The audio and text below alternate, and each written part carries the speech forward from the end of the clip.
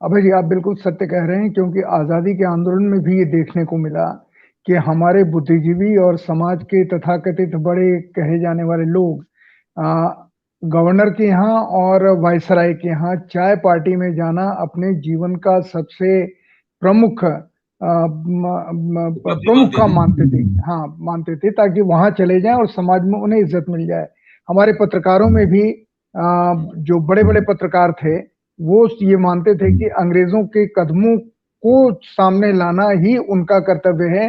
जी आंदोलन के गांधी जी के आंदोलन के कदमों को सामने लाना एक वाहियात और बेकार की चीज है।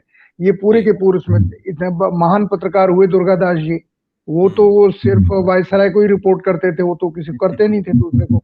तो मेरा ये कहना है कि मतलब हम लोग के उनके परिवार के लोग अभी पत्रकारिता में हैं, हम लोग के मित्र भी हैं, उनसे क्षमा मांगते हुए मैं कहूंगा कि जब आप विश्लेषण करते हैं तो कहीं पर आपको निर्मम होना पड़ता है।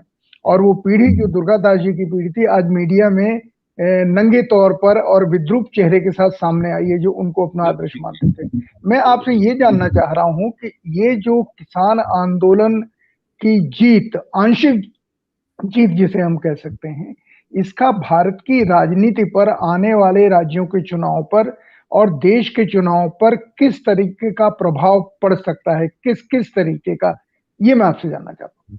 देखिए, इस किसान आंदोलन के कारण एंटी इनकम्बेंसी सघन हुई है। यानी सरकार, एंटी इनकम्बेंसी एक ऐसा शब्द है जो कि आपको अंग्रेजी के शब्दकोश में नहीं मिलेगा।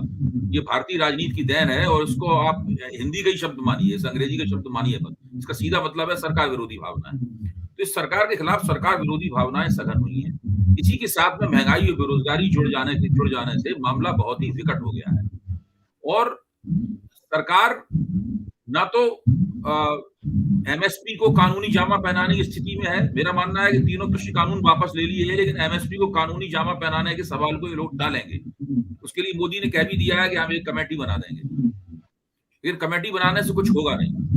ये लोग किसानों के खिलाफ जो मुकदमे वगैरह हैं, वो मुकदमे भी वापस ले लेंगे और वो बिजली वाला कानून भी वो भी ठीक कर देंगे। ये सब मांग लेंगे, लेकिन एमएसपी नहीं।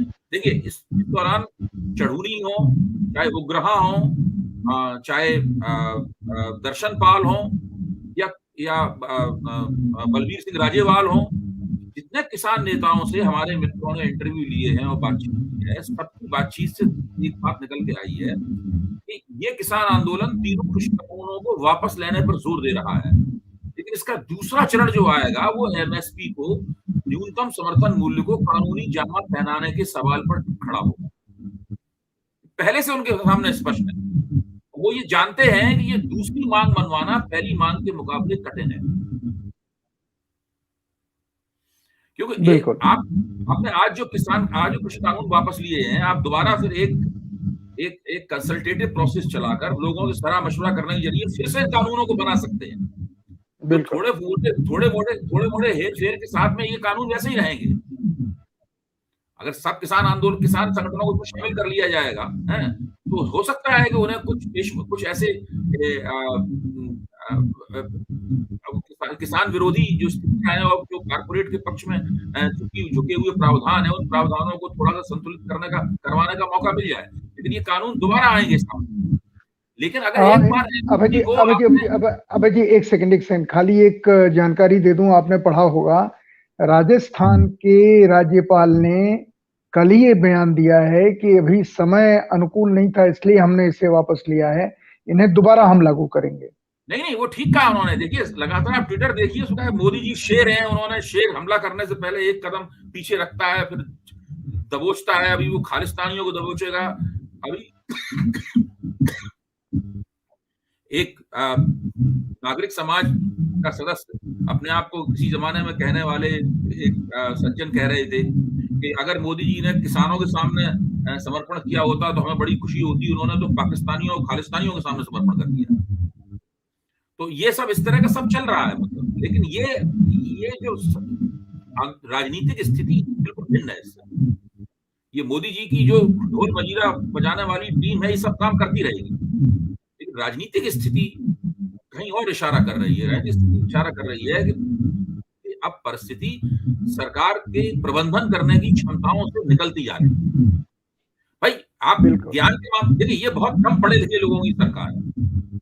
इन लोगों को ज्ञान व्यान की कोई चिंता विंता नहीं है, और इसको राष्ट्रीय स्वयंसेवक संघ के लोग अगर आप अलग से मित्रतापूर्ण तरीके से उनके साथ चाय वाय पिए तो वो मान लेते हैं कि हमको इतिहास की कोई बहुत जानकारी नहीं है। शिवाजी महाराणा प्रताप से पीछे हिंदू समाज में भी क्या हुआ था उन्हें नहीं पता है। दक्षिण के जो चोल राजा थे, विजयनगर साम्राज्य है, उसकी उन्हें कोई जानकारी नहीं है। 8वीं 9वीं 10वीं शताब्दी के जो तमाम भारतीय विद्वान थे, उन्होंने संस्कृत में लेखन किया, चाहे वो आनंदवर्धन हो, चाहे वो अभिनव गुप्त हो, उनके बारे में उन्हें कुछ नहीं पता है। मैं तो मजाक में ये कहता हूं कि अगर उनसे पूछा जाए कि अभिनव गुप्त कौन है, तो कहेंगे नहीं नहीं, मैं अभिनव माथुर को जानता हूँ। हाँ, तो ये स्थिति इन लोगों की है, और वो अपने अज्ञान के प्रति थोड़ा सा क्षोभ भी है, लेकिन कुल मिलाकर सत्ता मिल गई है, इसलिए वो दंदना रहे हैं।